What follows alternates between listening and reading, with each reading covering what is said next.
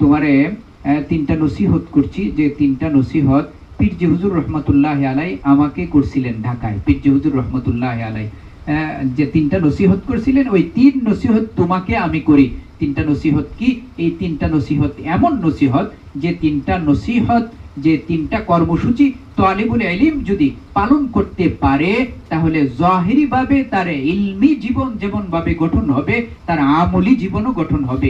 ইলম এবং আমলের সমন্বিত সে এমন এক আলোকিত জীবন সে পাবে উপহার হিসেবে, যে আলোকিত জীবন নিয়ে সে দুনিয়াতেও শান্তিতে বসবাস করতে পারবে, আখিরাতেও সে মুক্তি পাবে এবং জান্নাতি মানুষ হবে। এই তিনটা কর্মসূচি, বাকি তিনটা কর্মসূচি হলো এই। তিনি বলেন, এক নাম্বার, সর্বপ্রকার গুনাহ ছেড়ে দিবে, গুনাহ করবে না, গুনাহ করবে না, গুনাহ বর্জন করবে। যে কোনো ধরনের গুনাহ তুমি বর্জন করবে, গুনাহের সাথে যেন সম্পর্ক না থাকে। গুনাহের খাবাসত, গুনাহের নাজাসত, গুনাহের গন্দগি, গুনাহের অপবিত্রতা, গুনাহের দুর্গন্ধ, গুনাহের দাগ যেন তোমার জীবনে না লাগে, তোমার জীবনে যেন না লাগে, এমন ভাবে তুমি গুনাহ থেকে পরহেজ করবে। এরপরেও যদি গুনাহ হয়ে যায়, হুচটকায় পড়ে গেছে, গুনাহ হয়ে গেছে, শয়তান তাকে দিয়া গুনাহ করায় ফেলছে, তাহলে তওবা করতে বেশি দেরি করতে নাই, তওবা করতে বেশি দেরি করতে নাই। তওবার পানি দিয়া তোমার এই গুনাহের ময়লাটা ধৌত করে তুমি আগের মতো হয়ে যাও, আগের মতো আবার তুমি এরকম নির্মল জিন্দেগি যাপন করো। অতএব তালিবানে ইলমে নবুয়তের মনোযোগ বিনষ্টের জন্য, তালিবানে ইলমে নবুয়তের আলোকে আধারে পরিণত করার জন্য, তালিবুল ইলমের স্বপ্নকে ভেঙ্গে ছুঁড়ে শেষ করে দেওয়ার জন্য, তালিবানে ইলমে নবুয়তের উন্নত জীবন গঠনের পথে আপনার বাধা হইল এখন সমস্ত গুনাহের আসবাব এবং উপায় আর উপকরণ আমাদের ডানে বামে সামনে পিছনে ওরকম ভাবে চতুর্দিক আমাদেরকে গুনাহের পরিবেশ ঘিরে ফেলেছে। অতএব আমরা যদি গুনাহ থেকে নিজেদেরকে বাঁচাতে চাই, তাহলে আমাদেরকে আসাতিজা হযরতের কাছে থাকতে হবে। মুরগি যেমন ভাবে, মুরগির বাচ্চা যেমন মুরগির কাছে থাকে, তার একটা পরিণত বয়স হওয়ার, অর্থাৎ সিল এবং কি জানি হিংস্র প্রাণী থেকে নিজেকে বাঁচানোর শক্তি অর্জন করার আগ পর্যন্ত নিজে বাঁচতে পারবে না। এখন যদি বিড়ালও ওইরকম ভাবে নিয়ে যেতে চায়, তাহলে বিড়ালের এই থাবাটাকে মুরগির বাচ্চাটা ফিরাতে পারবে না। এরকম দুর্বল মুহূর্তে, ছোট্ট বেলায় যখন কোন হিংস্র প্রাণী এই বাচ্চাটাকে আক্রমণ করে, তখন কিন্তু ওই বাচ্চা তার প্রতিরোধ গড়ে তুলে না, বরং সে মনে করে যে আমি আমার এই জীবনকে রক্ষা করার জন্য প্রতিরোধ গড়ে তুললে পরে আমি ব্যর্থ হব, অতএব আমার মায়ের কাছে ফিরে যেতে হবে। মা সেই সময় তাদেরকে কি করে আপনার পাখার নিচে আশ্রয় দেয়, মায়ের পাখার নিচেই সে এরকম ভাবে আশ্রয় নেয়। সে কিন্তু এই কাঁচা বয়সে প্রতিরোধ করতে যায় না, কেননা সে প্রতিরোধ করার ক্ষমতাই নাই, প্রতিরোধ করার কি নাই, ক্ষমতাই নাই, তো প্রতিরোধ করবে কিভাবে? এই জন্য এই পুর ফিতানের জমানায় গুনাহের পরিবেশে আমাদেরকে অবশ্যই আসাতিজা হযরতের জেরে নিগরানিতে, তত্ত্বাবধানে, তাদের চিন্তার পাখার ভিতরে এরকম ভাবে আশ্রয় নিতে হবে, থাকতে হবে। আমার এমনকি শারীরিক যে দুর্বলতা আছে, আমার শারীরিক অসুস্থতা আছে, আমার মানসিক অসুস্থতা আছে, আমার বিভিন্ন টেনশন আছে, আমার পারিবারিক আপনার কি জানি বিভিন্ন বিপদ আপদ আছে, এই সবগুলো আমার মুশফিক এবং আমার দরদি উস্তাদের কাছে পেশ করতে হবে। যদি আমি ওইরকম ভাবে কথা বলতে না পারি, তাহলে লিখে হলেও পেশ করতে হবে, লিখে হলেও কি করতে হবে, পেশ করতে হবে। আমি যখন আগামীকালকে গতকালকে এর আগের দিন 4 তারিখে শেরপুর জেলা তরবিয়তি মাহফিল থেকে, মজলিস থেকে ফিরে আসছি। আয়সা জামিয়া ইমদাদিয়াতে আপনার মাগরিবের নামাজ পড়ছি। মাগরিবের নামাজ পড়ে আর কেউ নাই, আমরা দুইজন অফিসের মধ্যে একাই রুমের মধ্যে থাকছি, কোনো টিয়া করি নাই, একাই রুমের মধ্যে থাকলাম। থাকার পরে কালকে যখন আপনার এই রুম থেকে বের হয়ে যাইব, বালিশটা এরকম ভাবে তুলছি, উপরে তোলার পরে কি জানি একটা আপনার কাগজটা হঠাৎ করে ধরছি, একটা পৃষ্ঠা, 2 পৃষ্ঠা লেখা, 2টা পৃষ্ঠা লেখা। এই পৃষ্ঠাটা হলো আমার একজন ছাত্র জামিয়া ইমদাদিয়াতে পড়ে, ও তার এই পারিবারিক দুর্বলতার কথাগুলো আমার কাছে ওরকম ভাবে বলতে পারতেছে না, কিন্তু এই ও 3 দিনের জন্য চলে গেছে ইয়াতে, জামিয়া ইমদাদিয়া বন্ধ, 3 দিনের জন্য তানজিম এবং জামিয়া ইমদাদিয়া সম্মিলিত আপনার ইয়াতে চলে গেছে 3 দিনের জন্য তবলিগে। তো ওরা তবলিগে চলে গেছে, যখন চলে যায় তখন হয়তো এই পৃষ্ঠাগুলো লিখে রেখে গেছে। আমি হঠাৎ করে করছি, দেখি যে তার বিরাট আপনার অনেক যে বিপদ আপদ মুসিবত পারিবারিক যে দুর্দশা আছে এই সবগুলো এই পৃষ্ঠার মধ্যে আপনার লেখা আছে, যে আমি মুখে বলতে পারতেছি না, আমার এই বিষয়ে একটু চিন্তা করবে। তো আমি যখন ডানকুনিয়া আসছি তখন আবার ফোন করছে হুজুর কোথায়, আমি বলছি ওইখানে। ও আর এই কথা বলে না, তো আমি এক ফাঁকে বলে দিছি আমি বালিশের নিচে কাগজ পাইছি, কাগজ পাওয়ার পরে এই বিষয়ে আমি সিদ্ধান্ত নিব, ইনশাল্লাহ তুমি ইয়ার থেকে আসো। এজন্য আসাতিজা হযরতের এই পুর ফিতান জমানায় ফিতনা থেকে নিজেকে বাঁচানোর জন্য, গুনাহ থেকে নিজেকে বাঁচানোর জন্য আমাদেরকে অবশ্যই আসাতিজা হযরতের কাছে থাকতে হবে। যেমন ভাবে মুরগির বাচ্চা হিংস্র প্রাণী থেকে আত্মরক্ষার জন্য, তার আক্রমণ থেকে আত্মরক্ষার জন্য কি করে মুরগির পাখার নিচে আশ্রয় নেয়, কাছেই থাকে একটা সময় পর্যন্ত, যখন বড় হয়ে যায় তখন আর মুরগির কাছে আসার দরকার হয় না। অতএব আসাতিজা হযরতের জেরে নিগরানিতে থাকতে হবে।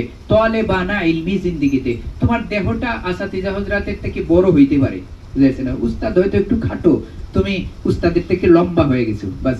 উস্তাদ হয়তো ক্ষীণ, একেবারে শীর্ণ, আপনার চিকন মানুষ, কিন্তু তুমি আসাতিজা হযরত থেকে, উস্তাদ থেকে একটু মোটা সুটা, বুঝাইছেন কথাটা? বাস।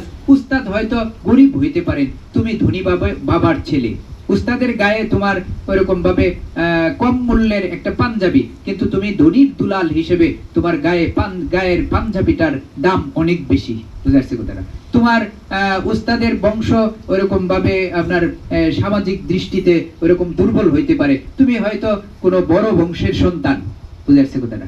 এই সব দিক থেকে তুমি হয়তো এই ধরনের ভাবতে পারতেছো যে আমি আর উস্তাদের অনুসরণ করবার, উস্তাদের কাছে থাকবার আমার আর কি নাই, কোনো প্রয়োজন নাই, আমি একাই মুস্তাকিল বিজাত, আমি একাই আমি আমার এই পথে চলতে পারবো। এই বিষয়টা তোমরা হয়তো মনে করতেছো, কিন্তু আসলে ছাত্র জীবনে উস্তাদের জেরে নিগরানি আর তত্ত্বাবধান ছাড়া কেউ আপনার ওইরকম ভাবে ভালো মানুষ হইতে পারে না। কেননা এরকম ভাবে তোমার মনোযোগ নষ্ট করার জন্য, তোমার জীবন নষ্ট করার জন্য, তুমি যেন ইলম অর্জন করতে না পারো, তুমি যেন পরিপক্ক না হইতে পারো, তুমি যেন উচ্চ পর্যায়ে না হইতে পারো, এই জন্য শয়তান এবং তার চেলা চামুন্ডরা এবং নফসে আম্মারা, কুআত্মা এবং মন্দ পরিবেশ, মন্দ সঙ্গ, মন্দ সঙ্গী এবং আপনার তোমার জীবন নষ্টকারী এই ধরনের গুনাহের পরিবেশ তোমাকে খুবলে খাইতে চাইবে, তোমাকে ওইরকম ভাবে নষ্ট করতে চাইবে, তোমার জীবনকে আক্রমণে ঝাঁঝরা করতে চাইবে, তোমার জীবন আলোকিত হতে দিবে না। এই জন্য আসাতিজা হযরতের নিগরানি প্রয়োজন আমাদের এই বর্তমান সময়ে আসাতিজা হযরতের নিগরানি প্রয়োজন। যে যত বেশি উস্তাদের কাছে থাকবে, সে তার জীবনকে তত নিরাপদ করে গড়ে তুলতে পারবে। একটা বললাম গুনাহ করবে না, হুজুর বলছিলেন গুনাহ করবে না, একটা কর্মসূচি, গুনাহ করবে না। আমলে জীবন গঠনে যদি তুমি পরিপূর্ণ হইতে চাও, তাহলে তোমাকে সর্বপ্রকার গুনাহ পরিহার করতে হবে। 2 নাম্বার কথাটা বলতে চাই। 2 নাম্বার বলেন, তুমি আসাতিজা হযরতের সাথে বেয়াদবি করবে না। এখন একটা বালা হয়ে গেছে যে উস্তাদের সাথে ছাত্রদের আচরণ যেমন হওয়া দরকার তেমনটা নাই, যেমন সম্পর্ক থাকার দরকার তেমনটা সম্পর্ক এখন নাই। এখন মোবাইলের সাথে সম্পর্ক, বাহিরের সাথে সম্পর্ক, বন্ধুর সাথে সম্পর্ক, আড্ডার সাথে সম্পর্ক বেশি। যার কারণে স্কুলে হইতে পারে, কিন্তু মাদ্রাসার ইলম আসাতিজা হযরতের সাথে সম্পর্ক ছাড়া অর্জন করা সম্ভব নয়। আসাতিজা হযরতের সাথে বেয়াদবি করবে আর ইলম অর্জন করবে, এই দুইটা জিনিস, বেয়াদবি আর ইলম একসাথে হইতে পারে না। এটা আসাতিজা হযরতের সাথে আদবের বর্তাও করবে, বেয়াদবি করবে না। 2 নাম্বার। 3 নাম্বার, সময় নষ্ট করবে না, সময়ের মূল্যায়ন করবে। সময় নষ্ট করবে না। এখন তো আমরা মোবাইলে সময় নষ্ট করি, আরো বলা হয়েছে তোমরা মোবাইল ব্যবহার করবে না। মোবাইল আর ইলম একসাথে হইতে পারে না। তাহলে 6টা জিনিস, ইলমে পরিপক্ক হইতে চাইলে হযরতে থানবী রহমাতুল্লাহ আলাইহির 3টা নির্দেশনা, কর্মসূচি আমাদের জীবনে বাস্তবায়ন করব। 1 নাম্বার কি বলছিলাম? 1 নাম্বার কি? মুতালা। 1 নাম্বার কি? 1 নাম্বার 2 নাম্বার প্রত্যেকদিন দর্শে হাজির থাকা এবং উস্তাদের পড়াটা দিল দিয়ে শ্রবণ করা। দিল দিয়ে কি করা? প্রতিদিন ক্লাসে হাজির থাকা, প্রতিদিন ক্লাসে একদিনও নাগা না করা না, আর উস্তাদের পড়াটা দিল দিয়ে শ্রবণ করা। 3 নাম্বার কি বলছিলাম? তাকরার। 3 নাম্বার কি? মাশাআল্লাহ, মুতালা, দর্শে হাজিরি, তাকরার। এই 3 জিনিস যদি 3 কর্মসূচি আমার এই তালেবানা ইলমে জিন্দেগিতে বাস্তবায়ন করতে পারি, ইলমে পরিপক্ক হতে পারবো। এরপরে 2 নাম্বার, আমলে পরিপক্ক হইতে চাইলে, জীবনকে পরিপূর্ণভাবে গঠন করতে চাইলে আরো 3টা কর্মসূচি আমাদেরকে পালন করতে হবে। 1 নাম্বার কি? গুনাহ করা যাবে না, সময় নষ্ট করা যাবে না, উস্তাদের সাথে বেয়াদবি করা যাবে না। যদি এই 6টা কর্মসূচি আমরা পালন করতে পারি, তাহলে ইলমে আমলে আমার জীবন হবে সমৃদ্ধ, উন্নত, আলোকিত। এমন আলোকিত জীবন হবে যে সমাজে আমি বেঁচে থাকবো, অনেক দূর থেকে মানুষ বলবে ওই যে ছেলেটা, ওই যে লোকটা, এটা একটা ভালো মানুষ আছে ওইখানে, অমুকের ছেলেটা খুব ভালো লোক, অমুকের ছেলেটা কি খুব ভালো লোক। দূর থেকে যে আলোকেও দূর থেকে দেখা যায়, আধারে আলো দেখা যায়। দেখবা ওইখান থেকে অনেক, এই যে টাওয়ার গুলো আছে না, টাওয়ারের মধ্যে একটা লাল বাতি জ্বালানো থাকে, এটা এখান থেকে একেবারে অনেক দূর পর্যন্ত দেখা যাবে, ঠিক কিনা? দূর পর্যন্ত তখন দেখা যাবে ওই যে টাওয়ারটা দেখা যায় না, ওইখানে লাল বাতিটা জ্বলতেছে, একটা আলো জ্বলতেছে, ওইটা হচ্ছে অমুক জায়গা, ওইটা কি অমুক জায়গা। ঠিক তেমনি ভাবে তোমার জীবনেও যখন ইলম এবং আমলের মাধ্যমে তোমার জীবনটাও যেন আলোকিত হয়ে যাবে, তখন ওই টাওয়ার থেকে টাওয়ারে নয়, বরং তোমার ঢাকার থেকে মানুষ বলবে, সিলেট থেকে মানুষ বলবে, ওইখানে একটা মানুষ দেখে আইছিলাম, ওই জায়গায় একটা ভালো মানুষ, ভালো আলেমে হক্কানি রব্বানি আল্লাহওয়ালা আলেম। তোমার ওই আলোটা শুধু ওইরকম ভাবে চোখে ভাসবে না, মানুষের দিলে অনুভব করতে পারবে। তুমি সমাজে সবচেয়ে দামি মানুষ হবে, দুনিয়াতেও তোমার শান্তি হবে, আখিরাতেও শান্তি হবে। শুধু কি তুমি শান্তি পাইবে না, তোমার ওসিলায় তোমার পরিবার শান্তি পাবে, তোমার পরিবার আলোকিত হবে, পাড়া প্রতিবেশী আলোকিত হবে, সমাজ আলোকিত হবে, উম্মাহ আলোকিত হবে। এই মানবতা তোমার উপকৃত হবে, মানবতা উপকৃত হবে, দেশ উন্নত হবে, ওইরকম ভাবে তুমি উন্নত হবে। সর্বোপরি আমরা আখিরাতে জাহান্নামের আগুন থেকে বাঁচবো, জান্নাতি মানুষ হইতে পারবো, জান্নাতে যেতে পারবো। আল্লাহ তাবারাকা ওয়া তাআলা আমাদেরকে এই কথাগুলোর উপরে আমল করবার তৌফিক দান করুন। ওয়া আখিরু দাওয়ানা আলহামদুলিল্লাহি রাব্বিল আলামিন। আসসালামু আলাইকুম ওয়া রাহমাতুল্লাহি ওয়া বারাকাতুহু।